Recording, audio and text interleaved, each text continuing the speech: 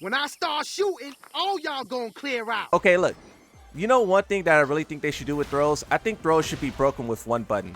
And depending on how difficult the throw is, determines how many frames you get to break it.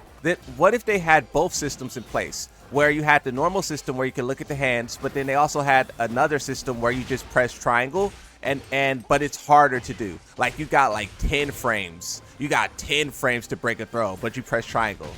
Like, they could make it tough, bro. I'm not saying make it one button and make it easy. I'm saying make it one button so, like, I know what button to press. Here's what I think makes a good game and a bad game.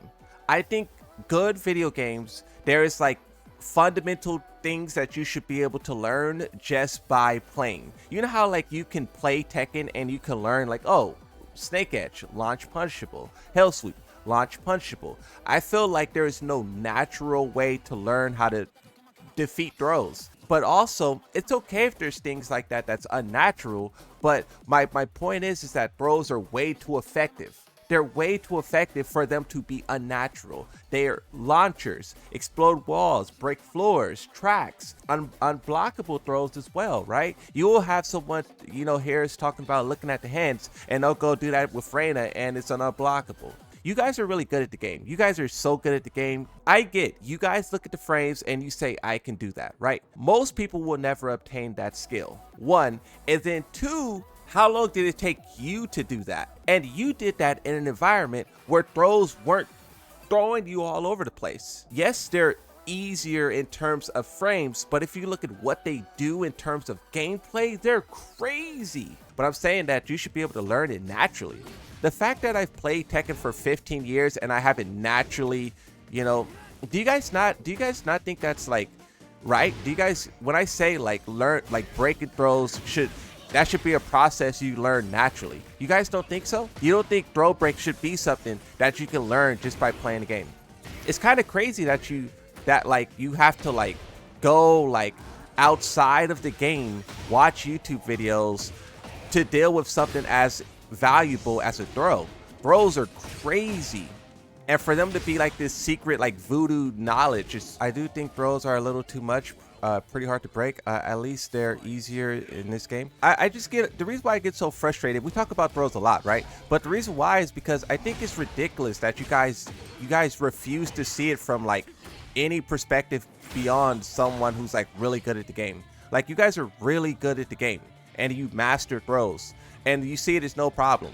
But what about everyone else? You guys just tell them to get good, but it takes forever to get good. It do take forever to get good. Do you think the game should be balanced around competitive or not? The pro players will never be satisfied. Those guys are all so biased. You have a bunch of Jin mains on Twitter talking about Jin Kazama's no big deal. You know, so it's like the competition side of it will always be a complete disaster.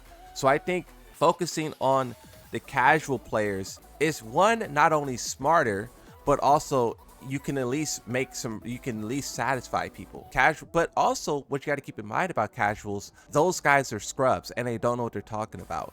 And they look to the pro players and they echo their concerns. Think about this. No one said Yoshimitsu was powerful until the pros said it. When the pros said Yoshimitsu was powerful, all of a sudden people are showing up calling me carried. So I think that, you know, the casuals do have a tendency to echo the pro players' complaints, and that's kind of an issue as well. But I think that's more so an issue because the pro players are the biggest in FGC. In FGC, the people with the biggest platforms are usually the pro players, where in other, you know, communities, the people who have the biggest impact are just normal people who like to stream. Like, you could talk about like a Tim the Tatman for like Marvel's Rivals right now, you know, a Ninja. Like, those guys aren't pros. They're just people who play, you know, FPS games. So they're not going to be trying to tweak the game in a way that to help them win tournaments and be biased, right? They're going to call it how it is. This is what people don't realize. I don't care how powerful Yoshi is. I don't. I played Yoshimitsu and I will continue to play Yoshimitsu, whether he's the worst or best character in the game. I would much rather him go back to being one of the worst performing characters in the game so I can have like my, you know, peace of mind back. I love watching pros play. Do you think making it casual would destroy the essence of Tekken? No, and see, this is what people don't realize as well. And I'm going to show you guys this video because I think it's important. What people don't realize is that Tekken always was casual. There's a video from Harada that I'm going to try to bring up where he's talking about Tekken 5 and how they designed Tekken 5. He's talking about like how they made Tekken 5 accessible to everyone. Like you could literally listen to what he's saying, and then you could like, it literally sounds like exactly what they're saying for Tekken 8, but it's just Tekken 5. In addition, with many characters to choose from, beginners may be at a loss as to which character to play, but have no fear. There are some characters that are easy for beginners to the series to pick up and play with, while the other type has a more complex set of moves that are geared towards advanced players. They're quite easy to control, and with the new characters, your opponent won't know what to expect. Go easy on. Doesn't that sound like something that they would say exactly for Tekken 8? My point is, we could watch more of this, but my point is that Tekken was always made for casual players, and we somehow got tricked into thinking it wasn't. It was always made for casuals. Game modes and all that stuff that's for casual. Pro players tricked us into thinking this game was not for us and it's for them, but it's for us, and it's always have been, and it's always is, and Tekken 8 is as well. What do you think went wrong? I think what went wrong is the pro players. I hate to blame the pro players, but it's literally their fault. They are the ones who care about having OP characters. They are the ones who complain about balancing. The average player just wants to have fun, and their obsession with winning and like having a strong character who has all these tools is the reason it bled into the general audience. And I don't think they did it intentionally. I just think that that's how it happened. You have a point, Moon. But you dislike Force 50/50s and broken characters, so truly you're on the pro side. Not necessarily. Tekken 5, they made the game about like, you know, pleasing casuals. But in Tekken 8, they kind of made the game about like carrying casuals. It's a difference where you make something for them, but then you make something to inflate their skill. And I think Tekken 8 has done that to such a degree where they're inflating everyone's rank with how they twisted the rank system. And then they're inflating everyone's skill by giving every character like these insane abilities. Like I know everyone complains about Yoshi, but I really think there's a lot of other characters out there who do just as bad as him. Here's what players don't realize as well, right? And this is where I'll bring in the main man's difficulty tier list. Tier lists like these are talking about when the characters are played optimally, to the best of their abilities. When you give one of the best players on the planet and that person is pushing the character to the limits, this is how like it's broken down. But when you talk about Tekken Kings, like, you know, going at it, they're not punishing -13 attacks, they're not sidestepping everything, they're not crouching Yoshimitsu's back 2-2. This is the thing. I spell back 2-2 a lot. A pro player will crouch under that and destroy you the first time you do it. That is what players don't realize, is that a lot of these tier lists that we see is when the character is being played at their maximum performance. And most people cannot achieve that. Most people cannot achieve the maximum of their character. And there's probably like 1 or 2 people in this chat who can.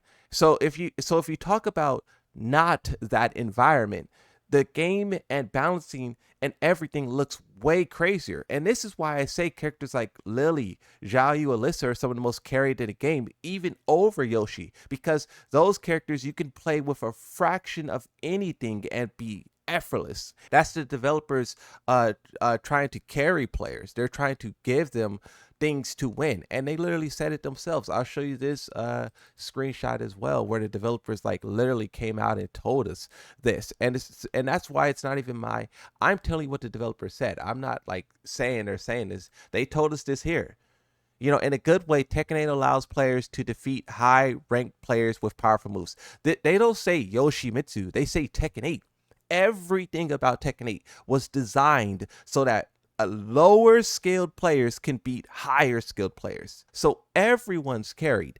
Everyone is being propelled by the developers, not just Yoshi players or Jin players, all of us. And that's what I feel like players don't talk about. Like, people just like to go talk about Jin, Yoshi, and this and that. But it's like, bro, this whole game is completely out of whack. And this like type of screenshot, this ideology did not exist with Tekken 5. Tekken 5 was about casuals, but they did not try to make the casuals beat high ranked players. That is what's the core flaw is with Tekken, and that's why I complain about Tekken 8 where I may not have complained about past Tekkens. Is because this Tekken is trying to make players who don't know what they're doing succeed, where in the past they just tried to give them a character that's easier to understand. That character isn't super overpowered, it's just easier to understand. It's not, once again, if we go back to this main man chart, it's not super complex and like you have to be like perfect inputs, and like people talk about, oh, moonsault,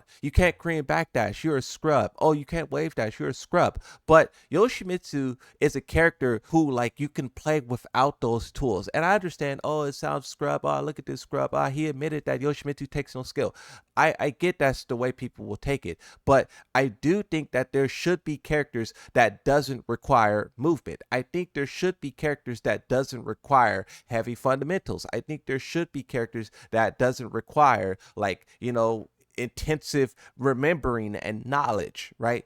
But also to balance those characters, you need to make sure that they're lacking in other ways. Like for Alyssa's a character as well who you don't need to have like all of this crazy like technical skill, but she should be limited in her ability to output pressure and force and damage and this and that. But she's not. She's uncuffed, just like Yoshimitsu. So I think that Tekken 8, that's their flaw, and that's what I highlight. I don't sit here and talk about the balancing of these characters and like, no, bro. I talk about it on a broader sense because that's what's like actually happening, and that's how we fix the game. We don't fix the game by, and I said this before and I'll say it again, you don't just nerf Yoshi, Jin, and whatever characters you guys think is powerful and then this game is fixed. No. If you notice, when I argue and talk about this game, I talk about like fundamental mechanics, the throw system. I talk about sidestepping. I talk about like universal things that's been like